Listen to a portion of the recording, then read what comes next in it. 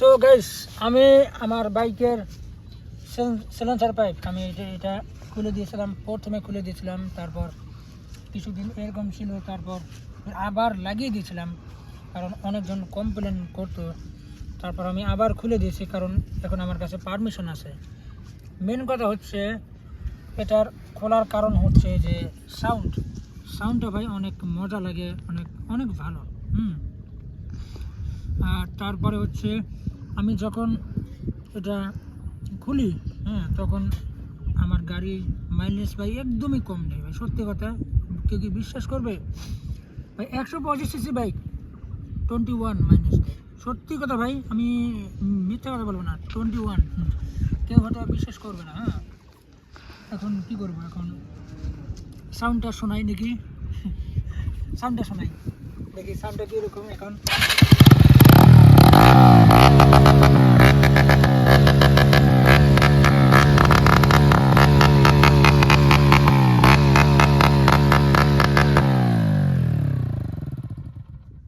কি বলবো ভাই, সাউন্ডের কথা বলে লাভে নেই ভাই। সাউন্ড অতিরিক্ত, সাউন্ড অনেক মজার সাউন্ড।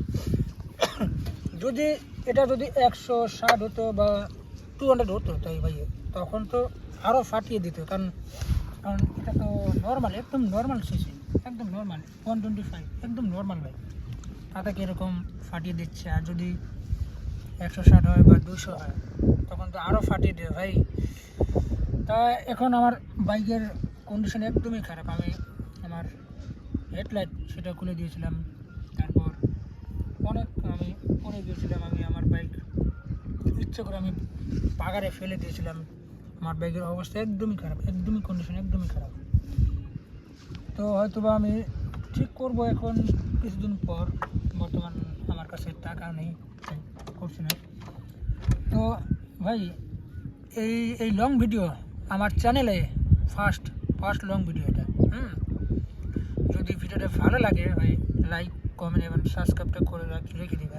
আমি লং ভিডিও আমি 1 মাস পর, 1.5 মাস পর, হয়তো বা 5-6 মাস পরে আমি পোস্ট করবো, কিন্তু শর্ট ডেলি দেবো, এটাই। তো ঠিক আছে দাদা, বাই। বাই।